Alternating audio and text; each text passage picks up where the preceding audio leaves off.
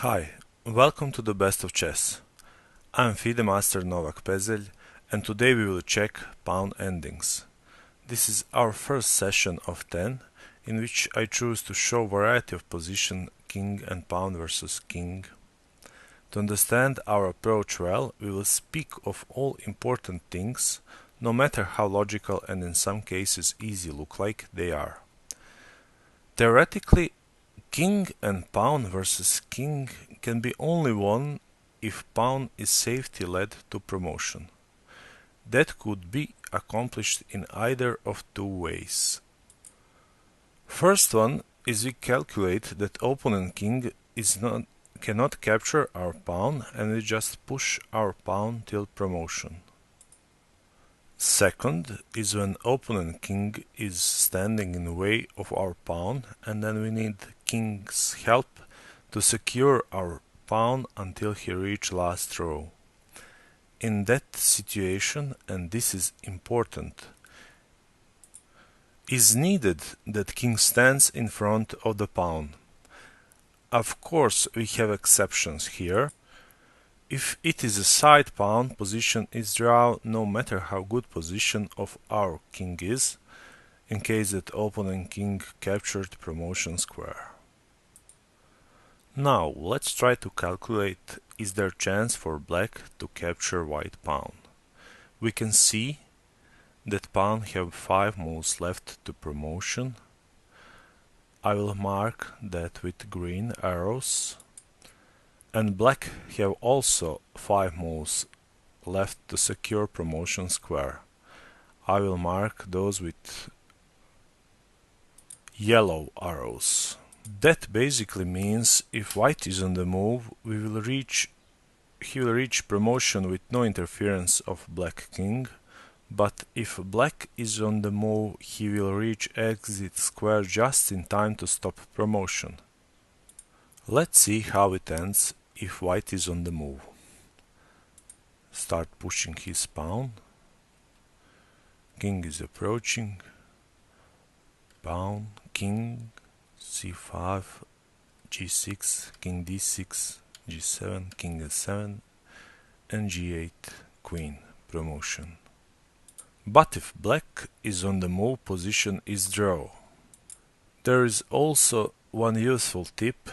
If we can just imagine a large square, which one side is from pawn to promotion square, and if black king manage to get into that imaginary square, he will be able to stop promotion.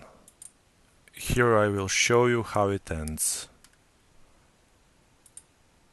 g5, again king is in the square, g6, again king is in the square, g7, and now he captured the pawn. Now we will see how white king can secure pawn promotion.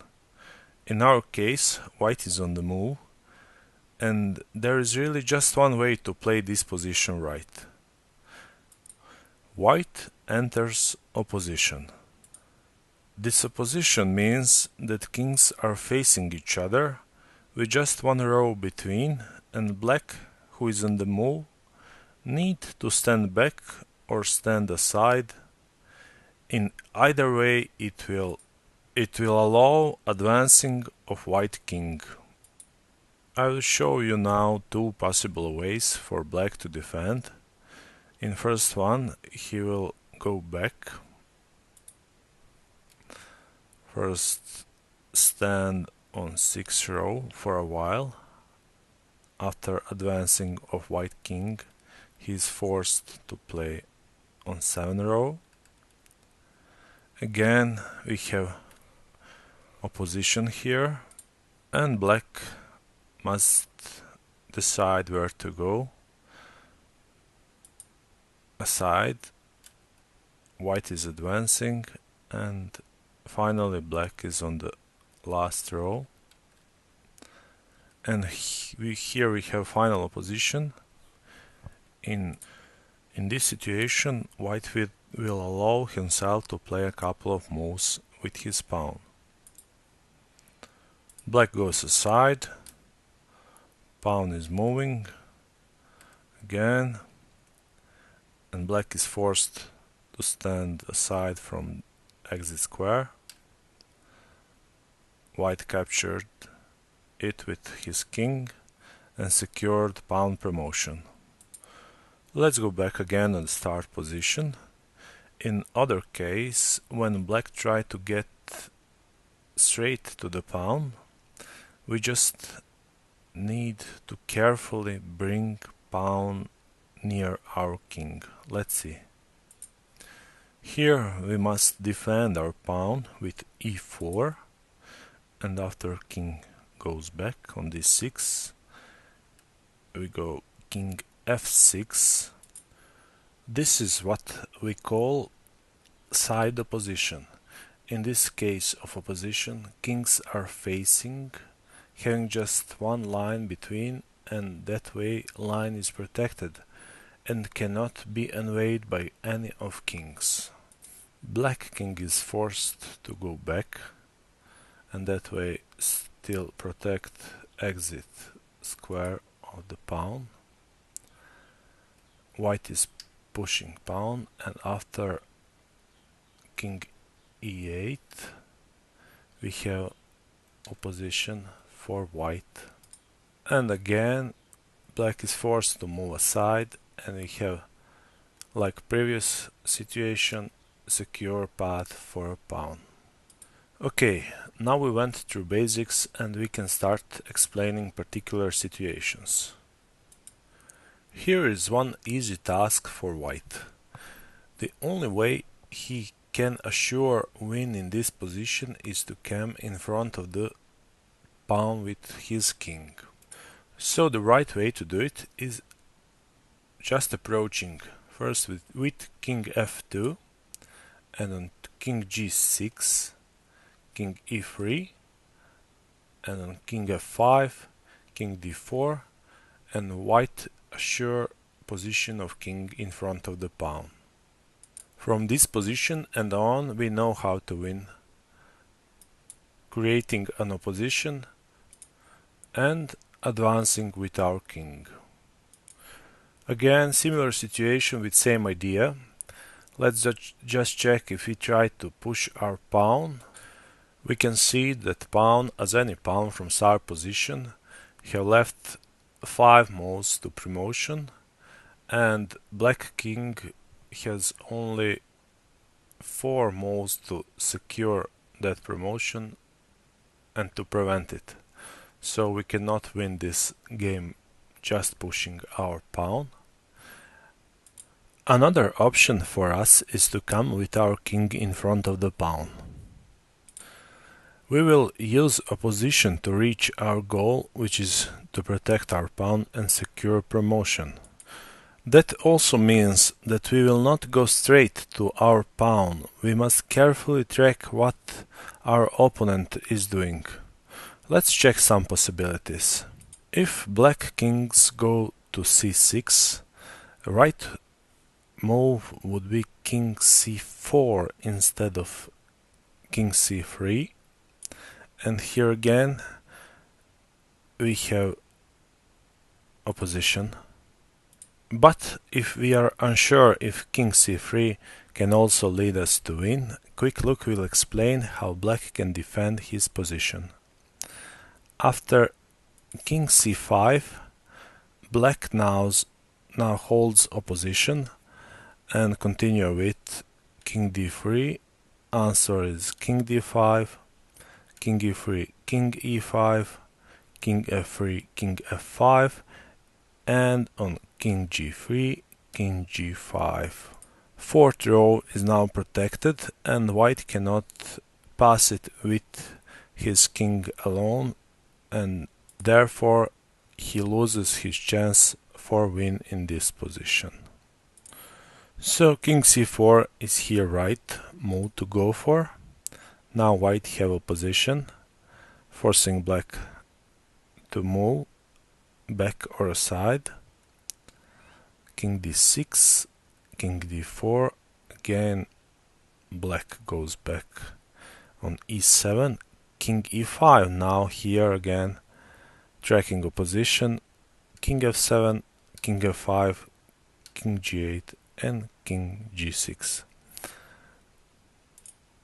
Here we have winning position for white. We have our next position. If we calculate it accurate, white cannot promote the pawn by just pushing it, because black will be on b7 in just 4 moves and will prevent it. Only way to succeed that will be with king assistance. Right move for white is king f5. We have opposition here and black can go only with one line here. King e3. Trying to reach the white pawn first. Answer of white would be king e5. Again we have opposition. King d3, king d5, king c3, king c5, and after king b2, a4, and position is win for white. Black king is left behind. Earlier we noticed that some rules we use are not working with side pawns. In this example we can see white have chance to win, but how it can be done? At same time king needs to secure promotion square and pawn needs to be non-reachable for black king. And one more thing, and this is important, white king must not stand in the pawn line. So right move here would be king b7, and now pawn can securely go to promotion. Any other move beside king b7 would lead to draw. For example, we can check king a7 here, and no matter for which solutions black choose to go for, king c7 or king c8 will give him draw position.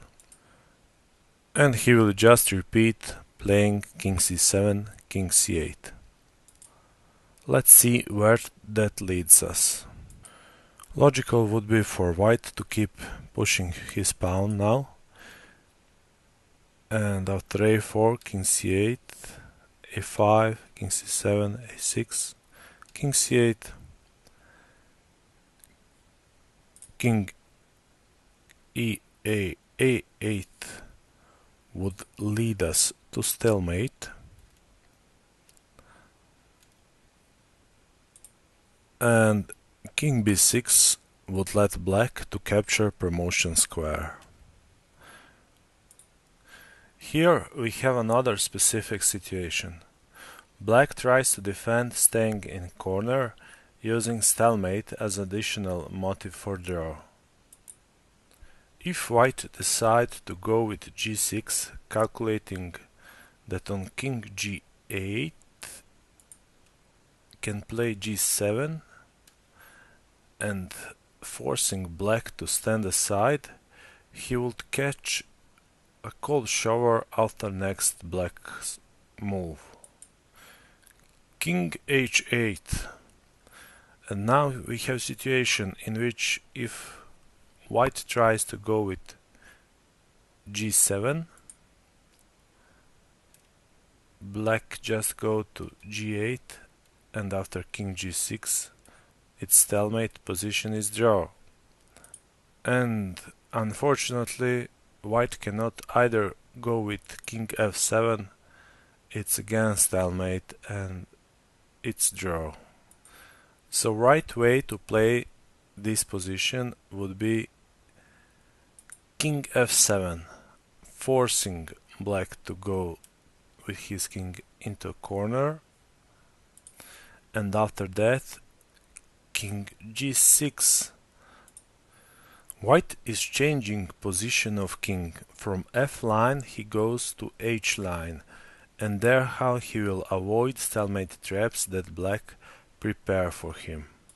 Here we continue with king g8, king h6, king h8, and now just pushing white pawn, g6, king g8, g7, and after king f7, king h7, and promotion is secured. And only that how is white going to win this position. In our next example, we will check is it possible to win some position in which white king is not protecting promotion square for the pawn. The only helpful thing for us that we previously got familiar with opposition. It will be of great use for us here. King f5. We have a position here and black really have two possibilities to go for. King f8 and king e8. We'll check king f8 first. After king f6, again we reach an opposition and forcing black to go to e8. Again we have king e6 opposition, and after king d8, d7 with forcing black to go aside, and after king c7, king e7, and position is won for white. In our next example we have mix of oppositions. After logical king d5, black will answer with king d7, and here he caught white into an opposition. Now white needs to avoid opposition, and he can manage that by playing king c5, because c7 is already taken with pawn on b6, and black cannot find a good move to stay in opposition. What follows is king d8, king d6, and now white has an opposition. King c8, king c6, king b8, b7, and position is easy one for white. For our final example today, I left one that stays between this and our next session. In this case, white have two pawns on board, but cannot really keep them if he wants to win. White will use his king, playing king f4, and at that time black really have no other options than to play just simple king g7 and king h8. Unfortunately, in few moves we will find out that white king cannot come so much near. After king f5, king h8, we can see that all of marked squares are unavailable for white king, because that would lead us to draw as stalemate. So the only way for white in this position to win this position would be to sacrifice one of his pawns. After king g5 and king g7, right, and the only way to play this position would be h8 queen, and after taking that queen, king h8, white could play